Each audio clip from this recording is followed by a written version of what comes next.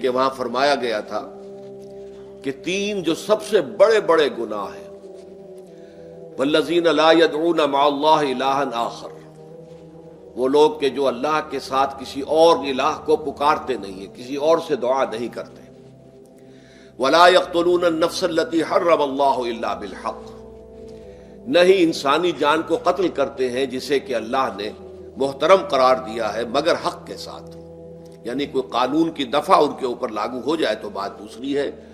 قتل عمد کے قصاص میں قتل ہوگا، یا یہ کہ زنا اگر شادی شدہ مرد یا عورت کرتے ہیں تو ان کی سزا جو ہے وہ رجم ہے، جو قتل کی ایک بہت ہی شدید شکل ہے، یا مرتد کی سزا قتل ہے، اور یا پھر یہ ہے کہ کافر کو قتل کیا جا سکتا ہے جو حربی ہو، جس کے ساتھ جو جنگ ہے وہ ڈکلیئرڈ ہو۔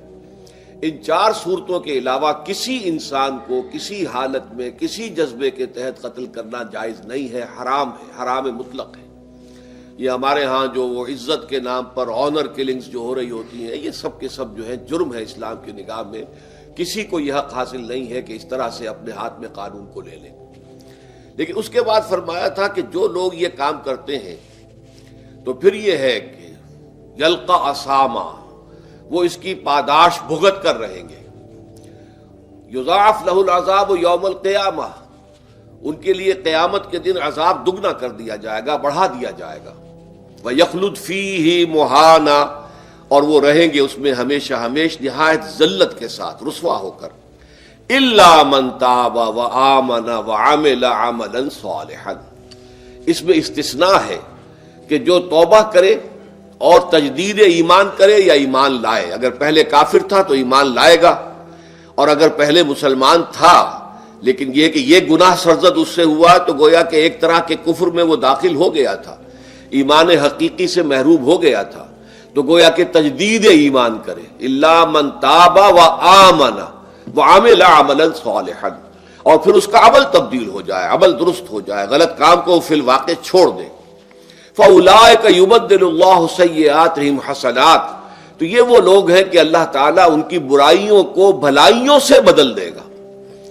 یہ بات جو ہے بہت بلند ہے، اس میں اللہ تعالیٰ کی طرف سے وعدہ جو ہو رہا ہے کہ فاولئک یبدل اللہ سیئاتہم حسنات وکان اللہ غفورا رحیما ومن تاب وعمل صالحا، پھر دوبارہ تکرار کے ساتھ یہ بات آ چکی ہے، جو توبہ کرے اور پھر عمل اچھا کرے، فإنہ یتوب الی اللہ متابا، تو وہ ہے جو حقیقت میں توبہ کرتا ہے اللہ کی جناب میں جیسے کہ توبہ کرنی چاہیے، عمل میں کوئی تبدیلی نہ ہو، اور توبہ کی تسبیح ہوتی رہے۔ استغفر اللہ ربی من کل ذنب واتوب الیہ، آپ نے 10 تسبیحیں کر لی، 1000 مرتبہ کہہ لیا، یہ سب زیرو ہے اللہ کی نگاہ میں۔ ذکر کا ثواب مل جائے گا کہ اتنا وقت آپ نے اللہ کا نام لیا ہے، اللہ کا ذکر کیا ہے، اس کا ثواب تو ملے گا، لیکن یہ توبہ نہیں ہے، اس سے کسی گناہ کی معافی کا کوئی سوال نہیں ہوتا، اس سے برائیوں کے بھلائیوں میں بدلنے کا کوئی امکان نہیں ہے، اس سے اس کی سزا سے بچنے کی کوئی سبیل نہیں ہے۔ اب سورہ تحریم میں خاص طور پر ایک خاص جو پس منظر ہے اس کے اعتبار سے یہ آیت آ رہی ہے، یا ایھا الذین آمنوا توبوا الی اللہ توبۃ نصوحا، اے وہ لوگوں جو ایمان لائے ہو، اے ایمان کے مدعیوں، دعوے داروں، توبہ کرو اللہ کی جناب میں، لیکن وہ توبہ خالص ہونی چاہیے، توبۃ نصوحا۔ اس سورہ مبارکہ کے پس منظر کو نوٹ کیجئے تو اس میں ایک خطائے اجتہادی کہہ لیجئے حضور سے ہو گئی تھی صلی اللہ علیہ وسلم، اگرچہ وہ خطا جانب خیر میں تھی، اچھے کام کے لیے تھی، برے کام کے لیے نہیں تھی، کہ آپ نے اپنی ازواج مطہرات کی دل جوئی کے لیے ایک شے جو اللہ کی طرف سے آپ کے لیے حلال تھی اس کو استعمال نہ کرنے کی قسم کھا لی، تو اس پر حضور کو روکا گیا، یا ایھا النبی لم تحرم ما احل اللہ لک تبتغی مرضات ازواجک، اے نبی کیوں آپ اپنے اوپر حرام ٹھہراتے ہیں وہ شے جو اللہ نے آپ کے لیے حلال قرار دی ہے؟ کیا آپ اپنی بیویوں کی رضا جوئی کے لیے ایسا کر رہے ہیں؟ واللہ غفور الرحیم، اللہ غفور ہے، رحیم ہے، اللہ نے آپ کی اس خطا سے درگزر کیا ہے، لیکن قد فرض اللہ لکم تحلۃ ایمانکم، اللہ تعالیٰ نے راستہ تمہارے لیے کھول دیا ہوا ہے کہ ایسی قسموں کو کھولا جا سکتا ہے، جس کے لیے کہ سورہ مائدہ کے اندر کفارہ دے دیا گیا۔ تو گویا کہ حضور کو یہاں حکم دیا جا رہا ہے کہ آپ اپنی اس قسم کا کفارہ دیجئے، قسم کا، اور یہ جو قسم ہے اس کو کھول دیجئے۔ نمبر 2 پہ پھر 2 ازواج مطہرات کا معاملہ آیا کہ حضور نے ایک راز کی بات کہی ایک زوجہ محترمہ سے، لیکن انہوں نے وہ راز جو ہے وہ دوسری زوجہ محترمہ کو پہنچا دیا جن میں زیادہ آپس میں قریبی تعلق تھا. تو گویا کہ یہ بھی ایک طرح سے خیانت ہو گئی، اس لیے کہ راز جو ہے وہ تو ایک امانت ہوتا ہے، اور خاص طور پر عائلی زندگی میں میاں بیوی کے درمیان کے جو معاملات ہوتے ہیں وہ تو بہت ہی رازداری پر مبنی ہوتے ہیں. اس لیے ان میں سے کوئی چیز جو ہے جس کو خاص طور پر کہا گیا ہو کہ یہ ایک راز کی بات ہے، یہ تم سے کہہ رہا ہوں، کسی اور سے کہنا نہیں ہے، تو اس میں جو غلطی ہوئی ہے وہ بھی ایک بڑی غلطی تھی حضرت عائشہ صدیقہ رضی اللہ تعالی عنہا ان کی. تو ان دونوں کے پس منظر میں پھر تیسری بات آئی کہ اہل ایمان اگر تم غافل ہو اپنے اہل و عیال کی طرف سے اس اعتبار سے کہ ان کا کردار کیسا بن رہا ہے، وہ اللہ کے بندے ہیں یا کوئی غلطیاں کر رہے ہیں، خطا کر رہے ہیں، تو دیکھو یہ تم ان کے ساتھ جو ہے وہ محبت نہیں کر رہے، عداوت کر رہے ہو. اس لیے کہ تمہاری اس نرمی، تمہاری اس شفقت اور ان محبت کے اندر اس درجے بڑھ جانا کہ اس میں اللہ تعالیٰ کے جو حرام کردہ امور ہیں ان میں بھی تم ملوث ہو جاؤ، تو یہ گویا کہ در حقیقت تم اپنے آپ سے بھی دشمنی کر رہے ہو اور ان سے بھی دشمنی کر رہے ہو. اپنے آپ سے دشمنی کر رہے ہو کہ تمہاری عاقبت خراب ہوگی، ان سے دشمنی کر رہے ہو کہ ان کی اگر تربیت غلط ہو جائے گی تو گویا کہ وہ جہنم کا نوالا بنیں گے. اب اس تین چیزوں کے پس منظر میں فرمایا جا رہا ہے یا ایھا الذین آمنوا توبوا الی اللہ توبۃ نصوحا، اے ایمان والو، اے ایمان کے دعوے دارو، اللہ کے جناب میں توبہ کرو، لیکن توبہ خالص نصوحا. پہلی بات تو یہ جانیے، میں نے بھی یقیناً پہلے بھی عرض کیا ہوگا لیکن دہرانے میں کوئی حرج نہیں ہے، عربی زبان میں یہ دو الفاظ بہت قریب ہیں، آبا یعوب اوبن اور تابا یتوب توبن یا توبتن. آبا یعوب اوبن بھی ہوتا ہے واپس لوٹنا، لیکن یہ ہے کسی یعنی مادی چیز کی طرف سے واپس لوٹنا. ایک ہے تابا یتوب توبن یا توبتن، وہ کسی فعل سے، معنوی چیز سے پلٹ آنا، لوٹ آنا. چنانچہ ایک بڑی پیاری جو دعا حضور صلی اللہ علیہ وسلم مانگا کرتے تھے، آپ کی مسنون دعاؤں میں سے ہے، جب آپ سفر پر گئے واپس گھر آئے تو گھر میں داخل ہوتے ہوئے آئبونا تائبونا لربنا حامدون، ہم پلٹ کر آ گئے ہیں سفر سے، وطن سے میں پہنچ گئے ہیں، گھر میں داخل ہو رہے ہیں، اور ہم اس حال میں بھی اپنے رب کی جناب میں توبہ بھی کر رہے ہیں، رجوع کر رہے ہیں اللہ کی جناب میں، اور اپنے رب کی حمد کرتے ہوئے داخل ہو رہے ہیں. آئبونا تائبونا لربنا حامدون. اسی طرح آپ بازار جائیں، اس کے بعد اپنے گھر میں داخل ہو تو یہ دعا پڑھیں، تو یہ گویا یہ بہت ہی ایک یوں سمجھیے مبارک، بہت سی اس کے اندر برکات ہوں گی. تو اس میں بھی لفظ آبا یعوب اوبن، تابا یتوب توبن، یہ دونوں کے بہت قریب آ گئے، آئبونا تائبونا لربنا حامدون. توبو الی اللہ، اب الہ کو نوٹ کیجئے، یہ توبہ کا لفظ بھی بہت سے ایسے الفاظ میں سے عربی زبان کے، جیسا کہ اس سے پہلے ہم دیکھ چکے ہیں کہ ایک لفظ ہے رغبہ، رغبہ رغبت جسے اردو میں ہم بولتے ہیں. رغبہ الہ ہوگا تو کسی شے کی طرف رجحان ہونا، اس کی طلب پیدا ہو جانا، اس کی خواہش پیدا ہو جانا. اور رغبہ عن ہوگا تو کسی چیز سے متنفر ہو جانا، دور ہٹ جانا، دور چلے جانا. ورب ایک ہی ہے، پریپوزیشن کی چینج سے بالکل برعکس نتیجہ نکل آیا. ومن رغب عن سنتی فلیس منی، جسے میری سنت پسند نہیں ہے، جو اس سے ہٹتا ہے، پیچھے ہٹتا ہے، اس کو ترک کرتا ہے، اس کا مجھ سے کوئی تعلق نہیں. اسی طرح مالا یمیل و میلن، مالا الہ کسی شے کی طرف مائل ہونا، مالا عن اس شے سے ہٹ جانا، پیچھے ہٹ جانا، نفرت ہو جانا. اسی میں وہ لفظ تھا سا، فقط سقط قلوبکما، تمہارے دل جو ہے وہ تو مائل ہو ہی گئے ہیں.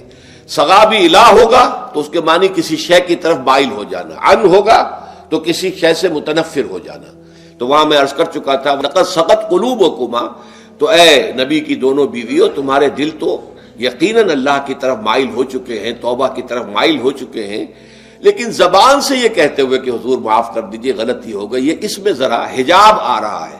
ظاہر بات ہے شوہر اور بیوی کے درمیان جس طرح کا تعلق ہوتا ہے تو اس میں یہ کہ بسا اوقات اپنی غلطی کو واضح الفاظ میں تسلیم کرنے میں کچھ ہچکچاہٹ سی ہوتی ہے. تو وہ ایک کیفیت تھی کہ تمہارا دل تو مائل ہو چکا ہے، لیکن یہ کہ تم ذرا زبان سے بھی کہو، اقرار کرو. اسی طریقے سے یہ لفظ توبہ ہے، توبہ الہ ہے، کسی کی جناب میں توبہ کرنا. جب اللہ تعالیٰ کی طرف توبہ کا لفظ آئے گا تو توبو الی اللہ توبۃ نصوحا، اللہ کی جناب میں توبہ کرو. اور جب اللہ تعالیٰ توبہ کرتا ہے، یہ لفظ جو ہے دو طرف استعمال ہوتا ہے، تواب بندہ بھی ہے، تواب اللہ بھی ہے. اللہ تواب ہے، بہت توبہ کا قبول کرنے والا، بندہ تواب ہے، بہت زیادہ توبہ کرنے والا۔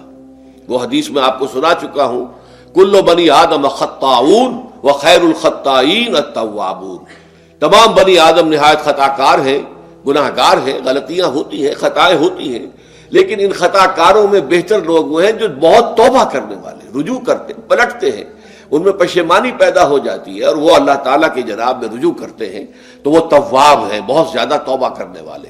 لیکن اللہ کی جناب میں توبہ جب بندہ کرتا ہے تو وہ الہ آئے گا، تابہ الہ، اس نے توبہ کی اللہ کی جناب میں۔ اللہ توبہ کرتا ہے یعنی اللہ تعالیٰ جو ہے اپنی نظر شفقت اور نظر رحمت جو پھیر دی تھی اس نے کہ ایک بندے نے گناہ کیا ہے، میرے حکم کی جو ہے خلاف ورزی کی ہے، معصیت کا ارتکاب کیا ہے، تو اللہ تعالیٰ اپنی رحمت اور شفقت کی نگاہ اس سے ہٹا لیتا ہے۔ لیکن جب بندہ توبہ کرتا ہے تو پھر اللہ تعالیٰ بھی رجوع فرماتا ہے اور اپنی شفقت اور رحمت اور مغفرت کے ساتھ بندے کی جانب متوجہ ہو جاتا ہے۔ لیکن وہاں تابہ اعلیٰ آئے گا، تب علینا، اے پروردگار ہماری توبہ کو قبول فرما، وہ اللہ کے ساتھ آئے گا۔ ہم جب توبہ کریں گے تو وہ الہ کے ساتھ آئے گا۔ تو یہاں فرمایا توبو الی اللہ، اللہ کی جناب میں توبہ کرو، پلٹو، رجوع کرو، اور توبۃ نصوحا، خالص توبہ۔ اس کی جو وضاحت تھوڑی سی میں ابھی کر چکا ہوں کہ خالص توبہ سے مراد کیا ہے۔ یہ نہیں کہ بس توبہ کی ورد ہو رہا ہے اور توبہ جو ہے وہ اس کے کلمات زبان سے ادا کیے جا رہے ہیں۔ بعض لوگ ہیں وہ جو آیت کریمہ ہے اس کا 1.25 لاکھ کا ہو رہا ہے، ورد ہو رہا ہے، کتنا ہو رہا ہے، اس کی تسبیح پڑھ رہے، اس سے کچھ نہیں ہوتا جب تک کہ دل کے اندر گناہ سے نفرت پیدا نہ ہو جائے، حقیقی پشیمانی نہ ہو کہ یہ مجھ سے بہت غلط حرکت سرزد ہوتی رہی ہے، پختہ ارادہ نہ ہو کہ آئندہ یہ کام نہیں کروں گا یا کروں گی، اور یہ کہ بالفعل بھی اس کام کو چھوڑ دے۔ یہ 3 شرطیں کم سے کم ہیں ان چیزوں میں کہ جو حقوق اللہ میں سے اللہ تعالیٰ کے حقوق، ان میں کوتاہی ہوئی ہے، ان میں غلطی ہوئی ہے، اس میں انسان نے کسی معصیت کا ارتکاب کیا ہے، تو 3 شرطیں۔ حقیقی پشیمانی نمبر 1، جس کے لیے میں نے اقبال کا شعر آپ کو سنایا تھا جو بالکل نوجوانی کے دور میں انہوں نے کہا تھا، اور کسی، اب میں نام بھول رہا ہوں، کوئی بہت بڑے شاعر تھے، استاذ تھے، اساتذہ، استاذ الشعراء، انہوں نے کہا تھا کہ میاں صاحبزادے اس عمر میں، اور یہ شعر اس قدر اونچا شعر ہے کہ موتی سمجھ کے شان کریمی نے چن لیے قطرے جو تھے میرے عرق انفعال کے۔ انفعال کہتے ہیں شرمندگی کو، کہ میں جب شرمندہ ہوا کہ میں اللہ کی جناب میں یہ کیا حرکت کر بیٹھا، تو اس سے میری پیشانی پر جو پسینے کے قطرے رونما ہوئے، اللہ تعالیٰ نے ان کو موتی سمجھ کے چن لیا۔ اللہ تعالیٰ کو بندے کی توبہ سے اتنی خوشی ہوتی ہے۔ وہ حدیث بھی میں آپ کو سنا چکا ہوں کہ تم اندازہ کرو، ایک شخص ہے کہ جو ایک ریگستان میں لقودق صحرا میں سفر کر رہا تھا، اس کا ایک اونٹ تھا جس پر وہ سفر کر رہا تھا، اسی پر اس کا جو بھی راستے کا کچھ کھانا وانا تھا، خوراک تھی، وہ بھی، اس کی پوٹلیاں بھی تھیں اور پانی کی چھاگل بھی بندھی ہوئی تھی۔ تھوڑی دیر کے لیے وہ ایک درخت کے سائے میں بیٹھ گیا استراحت کے لیے، وہ اسی میں آنکھ لگ گئی اس کی۔ اب جب آنکھ کھلی تو دیکھا کہ اونٹ غائب ہے۔ اب اونٹ گویا کہ اس کی زندگی کا واحد سہارا، کہاں جائے گا اب بغیر اونٹ کے؟ اس دوڑا دائیں بائیں، شمال جنوب مغرب مشرق، سب میں کہیں جہاں تک وہ کر سکتا تھا اسے کہیں اونٹ نظر نہیں آیا۔ تو پھر وہ اسی درخت کی سائے میں آ کر بیٹھ جاتا ہے موت کے انتظار میں کہ اب تو موت ہی آئے گی، نہ کھانے کو کچھ، نہ پینے کو پانی، نہ سواری کہ میں کہیں یہاں سے نکل سکوں۔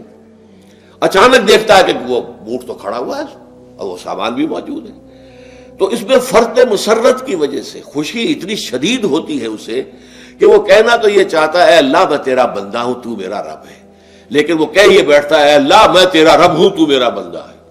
یعنی اتنا وہ اپنے اس میں حواس کھو بیٹھتا ہے خوشی کی وجہ سے۔ اتنی ہی خوشی ہوتی ہے اللہ تعالیٰ کو اپنے کسی گناہ گار بندے کی توبہ سے۔ اب آپ اندازہ کیجئے، یہ ہے جو تشبیہ حضور صلی اللہ علیہ وسلم نے توبہ کی عظمت کے لیے بیان کی۔ تو اس کے حوالے سے، اور میں آپ کو فلسفے کے طور پر بھی بتا چکا ہوں کہ بہت بڑی غلطی جو ہے، جیسے ان دونوں صورتوں کا جو مرکزی مضمون میں نے بتایا تھا کہ خاندانی زندگی میں 2 انتہائی کیفیات پیدا ہوتی ہیں، یا میاں بیوی کی موافقت نہیں ہو رہی تو آخری حد ہے طلاق، یا یہ ہے کہ اتنی محبت ہو گئی ہے کہ محبت کی وجہ سے شریعت کی حدود کے اندر رد و بدل ہو رہا ہے۔ تو پہلے کے موضوع کے اوپر سورہ طلاق ہے اور دوسرے موضوع کے اوپر سورہ تحریم ہے۔ تو طلاق کے معاملے میں بھی عیسائیوں سے جو بہت زیادہ غلطی، بہت بڑی سرزد ہوئی، وہ یہ ہے کہ حضرت عیسیٰ نے یہ فرمایا تھا کہ جو شخص اپنی بیوی کو طلاق دیتا ہے گویا کہ ناحق، وہ گویا کہ اس سے زنا کرواتا ہے، یعنی یہ کہ طلاق ہو گیا اس کو، اب وہ بیچاری جو ہے وہ بے شوہر کے ہے، عام طور پر مطلقہ سے کوئی شادی نہیں کرتا، تو اب اس کے فتنے میں مبتلا ہونے کا امکان موجود ہے، وہ زناکاری پر آمادہ ہو سکتی ہے، تو جس شخص نے اسے غلط طلاق دی تھی در حقیقت وہ ذمہ دار ہوگا اس زناکاری کا جو وہ کر رہی ہے۔ یہ اصل میں ایک اخلاقی تعلیم تھی جس کو کہ انہوں نے قانونی سمجھ لیا اور طلاق کا دروازہ بند کر دیا، حالانکہ شریعت موسوی میں طلاق کا راستہ کھلا تھا جیسے شریعت محمدی میں، کہ اگر کوئی صورت ایسی ہے کہ مزاج نہیں مل رہا ہے تو ٹھیک ہے، علیحدہ ہو جاؤ، سیپریشن کا راستہ کھلا ہوا ہے۔ اگرچہ اللہ کو حلال چیزوں میں سب سے زیادہ ناپسند طلاق ہے، اللہ چاہتا یہی ہے کہ یہ بندھن بندھ جائے تو بندھا رہے ساری عمر، لیکن یہ کہ یہ بھی نہیں ہے کہ گھر کے اندر چخ ہوتی رہے، چپکلش چلتی رہے، گھر کے اندر چین نہ رہے، راحت نہ رہے، باہمی اعتماد نہ ہو اور پھر بھی وہ بندھن بندھا رکھا جائے، اس کا کوئی فائدہ نہیں۔ تو قانون وہ تھا لیکن اخلاقی تعلیم یہ تھی، جیسے حضور نے فرمایا ابغض الحلال عند اللہ الطلاق، لیکن ساتھ ہی میں نے وہ حدیث بھی آپ کو سنا دی کہ جو شخص اپنی بیوی کی جو بھی اس کی روش ہے اس سے سخت نالاں ہے، شکایتیں کرتا پھرتا ہے دوسروں سے، طلاق نہیں دیتا، تو اللہ تعالیٰ اس کی دعا سنتا ہی نہیں کہ جب میں نے تمہارے لیے راستہ کھلا ہوا تھا وہ تم اختیار نہیں کر رہے۔ تو یہی معاملہ در حقیقت عیسائیوں نے اس حد تک بڑھایا کہ حضرت آدم اور حوا سے جو خطا ہو گئی تھی وہ خطا جو ہے وہ تو ہر انسان دنیا میں جو آتا ہے تو خطا کار ہے، وہ اپنے آباء و اجداد، اپنے اماں حوا اور اپنے ابا آدم کی خطا لے کر اپنے ساتھ پیدا ہو رہا ہے، تو گناہ گار ہے۔ Man is sinful from the very birth. اب اس کا کیا علاج ہو؟ پھر وہ تو اس کا علاج ڈھونڈا کہ اللہ نے اپنا اکلوتا بیٹا زمین پر بھیج کر اور اسے ان لوگوں کی طرف سے کفارہ بنا لیا کہ جو ہمارے اس بیٹے پر ایمان لے آئے۔ یہ سارا عقیدہ بناء فاسد علی الفاسد کیوں ہوا؟ کہ توبہ کے بارے میں تصور ان کا غلط ہو گیا۔ اللہ قرآن مجید نے واضح کیا کہ غلطی تو ہوئی تھی حضرت آدم و حوا سے، شیطان کے بہکانے میں آ گئے تھے، لیکن یہ کہ پھر انہوں نے توبہ کی، اللہ نے تاب علیہ، اللہ نے اس کی توبہ قبول فرما لی۔ فتلقى آدم من ربہ کلمات فتاب علیہ، تو آدم نے اپنے رب سے کچھ کلمات سیکھ لیے، پشیمانی تو ہو گئی تھی، شرمندگی ہو گئی تھی، لیکن الفاظ نہیں مل رہے تھے، کن الفاظ میں میں اللہ کی جناب میں توبہ کروں۔ اللہ کی کمال شفقت کے اللہ نے وہ الفاظ بھی انہیں تلقین کر دیے جو سورہ اعراف کے اندر بیان ہوئے ہیں، ربنا ظلمنا انفسنا وان لم تغفر لنا وترحمنا لنکونن من الخاسرین، اللہ نے توبہ قبول فرما لی، فتاب علیہ۔ اب جو بچہ پیدا ہو رہا ہے نسل آدم کا، وہ کوئی اپنے جد امجد جو ہے حضرت آدم اور حضرت حوا کے گناہ کی پوٹ لے کر نہیں آتا ہے، وہ تو کل مولود یولد علی الفطرہ، فطرت الاسلام پہ پیدا ہوتا ہے۔ تو توبہ کی در حقیقت جو عظمت اور حقیقت ہے ہمارے دین میں، اس کو نہ سمجھنے سے بھی بہت بڑی غلطیاں لوگوں سے ہو جاتی ہے، اور تاریخ انسانی میں اتنی بڑی بڑی غلطیاں ہوئی ہیں۔ طلاق کے معاملے میں بھی عیسائیوں نے پھر یہ کیا کہ سوائے اس کے کوئی شکل نہیں ہے کہ بیوی زنا کار ہو تو پھر تو طلاق ہو جائے گی، سیپریشن ہو جائے گی، لہذا جو طلاق دینا چاہتے تھے وہ ایسے مواقع پیدا کرتے تھے کہ بیوی زنا کرے، یا یہ کہ جھوٹی گواہیاں فراہم کرتے تھے زناکاری کی اور پھر اس سے چھٹکارا حاصل کرتے تھے۔ اس کے بغیر چھٹکارا حاصل کرنے کی کوئی شکل نہیں تھی۔ اس پر بڑے بڑے افسانے جو ہیں وہ مغربی لٹریچر کے اندر آپ کو ملیں گے کہ عورت سے نجات پانے کے لیے انہیں پھر یہ کرنا پڑتا تھا کہ جھوٹے طور پر جھوٹا الزام تہمت لگا کر اس کے اوپر زنا کا الزام ثابت کرے، یا یہ ہے کہ اسے واقعتاً خود ایسے حالات میں ڈال دے کہ وہ زانیہ بن جائے اور پھر اس سے نجات حاصل۔ یہ گویا کہ پھر وہی بناء فاسد علی الفاسد، ایک غلط بات کے اوپر دوسری غلط بات کا۔ تو توبوا الی اللہ توبۃ نصوحا، توبہ کرو اللہ کی جناب میں جو کہ خالص توبہ ہو۔ خالص توبہ میں 3 شرائط میں نے بیان کر دی کہ اگر اللہ کے حقوق میں معاملے میں کمی بیشی ہوئی ہے تو پھر یہ ہے کہ پشیمانی حقیقی، عزم مصمم دوبارہ نہیں کروں گا نہ کروں گی، اور نمبر 3 یہ کہ ایک مرتبہ اس گناہ کو لازماً چھوڑ دینا۔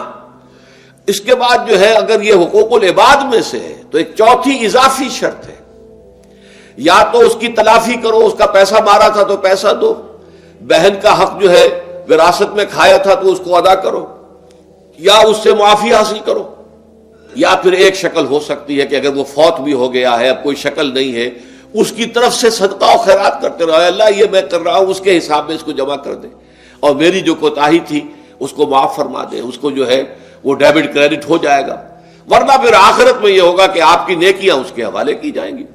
یا آپ کے پاس نیکیوں کا ذخیرہ بھی کافی نہ ہوا تو اس کے گناہ آپ کے پلڑے میں ڈال دیے جائیں گے. اور اسی کو حضور نے فرمایا کہ میری امت کا اصل مفلس وہ ہے. آپ نے پوچھا اتدرون من المفلس، آپ لوگ جانتے ہیں کہ مفلس کون ہوتا ہے؟ تو صحابہ نے وہی جواب دیا جو ہم میں سے ہر شخص جواب دے گا، المفلس عندنا من لا درہم لہ ولا دینار. ہمارے نزدیک ہم مفلس اس کو کہتے ہیں جس کے پاس درہم و دینار نہیں ہے، روپیہ پیسہ نہیں ہے.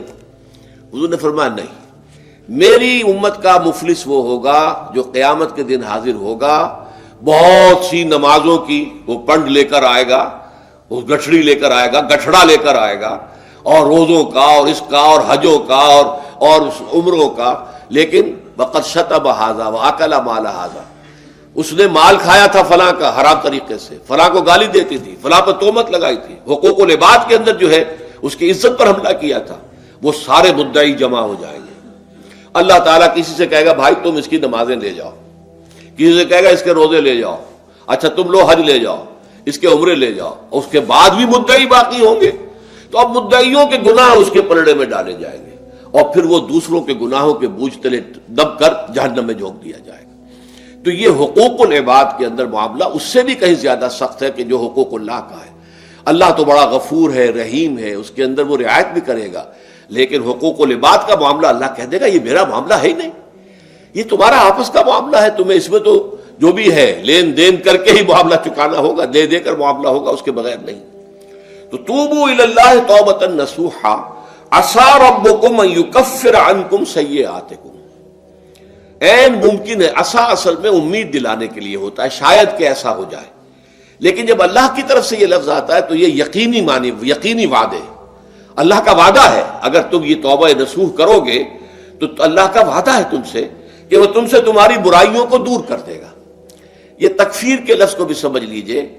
کفر کا اصل معنی ہے چھپا دینا، دبا دینا.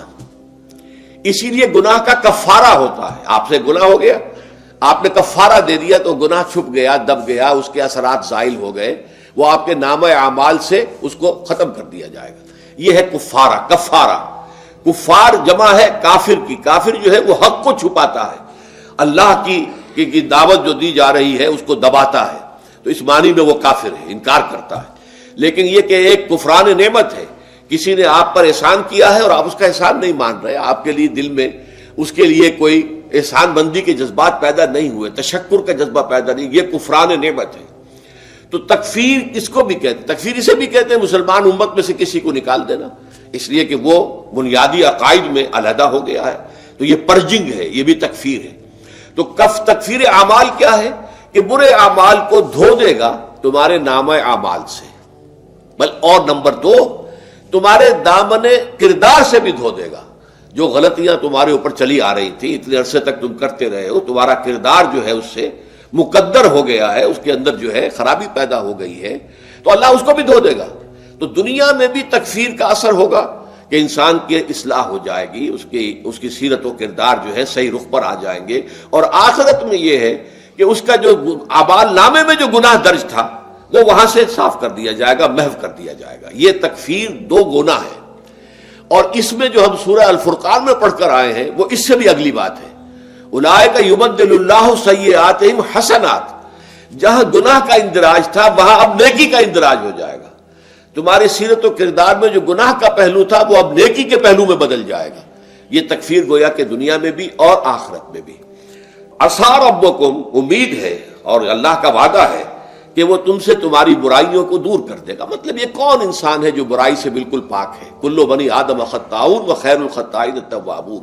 توبہ کرو، توبہ نصوح کرو، اللہ تعالیٰ دھو دے گا. تمہارے دامن کردار سے بھی داغ اور دھبے صاف کر دے گا اور تمہارے اعمال نامے سے بھی. وَيُدْخِلَكُمْ جَنَّاتٍ تَجْرِي مِن تَحْتِهَا الْأَنْهَارُ، اور تمہیں داخل کرے گا ان باغات میں جن کے نیچے یا جن کے دامن میں ندیاں بہتی ہوں گی. یوم لا یخزی اللہ النبی والذین آمنوا معہ، وہ دن کہ جس دن اللہ رسوا نہیں کرے گا نہ نبی کو اور نہ ان کو جو ان کے ساتھ ایمان لائے. ان کے ساتھ ایمان لانے، ظاہر بات ہے انبیاء کے رسوا ہونے کا تو کوئی سوال ہی نہیں. یہاں اس کا ذکر جو ہے وہ تو صرف بطور تذکرہ کر دیا گیا، ورنہ اصل کیا ہے؟ جو نبی کے ساتھ ایمان لائے. اور نبی کے ساتھ ایمان لانے والوں میں درجہ اول کے لوگ وہ ہیں جو صحابہ کرام ہیں، جو حضور کے زمانے میں تھے حضور کے ساتھ دیا انہوں نے اپنے جان و مال سے حضور کے مشن کو تقویت پہنچائی. جہاں حضور کا پسینہ گرا وہاں اپنی خون کی ندیاں بہا دی، اپنی جانیں دے دی. تو وہ ہے اولین. لیکن اللہ تعالی ہمیں بھی ان میں شامل کرے، اس لیے کہ جیسے کہ سورہ بقرہ کی جو آخری سے پہلی آیت ہے اس کے اندر بیان فرمایا گیا کہ آمن الرسول بما انزل الیہ من ربہ والمؤمنون، ایمان لائے رسول محمد صلی اللہ علیہ وسلم اس چیز پر کہ جو ان کے اوپر ان کے رب کی طرف سے نازل کی گئی، اور ایمان لائے صاحب ایمان. وہ صاحب ایمان سب کے سب شامل ہو جائیں گے. تو قیامت کے دن اللہ تعالیٰ رسوا نہیں کرے گا. یوم لا یخزی اللہ النبی والذین آمنوا معہ، جس دن کہ اللہ تعالیٰ رسوا نہیں کرے گا نہ اپنے نبی کو صلی اللہ علیہ وسلم اور نہ ہی ان کو کہ جو ان کے ساتھ ایمان لائے. اور یہ آخرت کی رسوائی جو ہے بہت بڑی رسوائی ہے. دنیا کی رسوائی انسان جو ہے اس کو بہت ہلکا سمجھے، آخرت کی رسوائی بہت بڑی ہے. پوری خلق خدا جہاں جمع ہوگی، پوری انسانیت جمع ہوگی، تمام آدم سے لے کر آخری انسان تک جمع ہوں گے، اور وہاں اگر رؤوس الاشہاد ہمارا پردہ چاک کیا جائے، ہمارے گناہوں کو جو ہے اعلان کیا جائے، تو وہ کتنی بڑی رسوائی ہوگی. اسی لیے یہ دعا مانگتے رہنا چاہیے، اللہم ربنا اجرنا من خزی الدنیا والآخرہ. اے اللہ ہمیں بچا لے، دنیا اور آخرت دونوں کی رسوائی سے بچا لے. دنیا کی رسوائی یہ ہے کہ آپ کی کسی غلط کام کا چرچا ہو جائے، دنیا کے اندر پھیل جائے، آپ کی جو ہے عزت جو ہے وہ داغدار ہو جائے. اس سے بھی اے اللہ بچا لے، پردہ ڈال دے.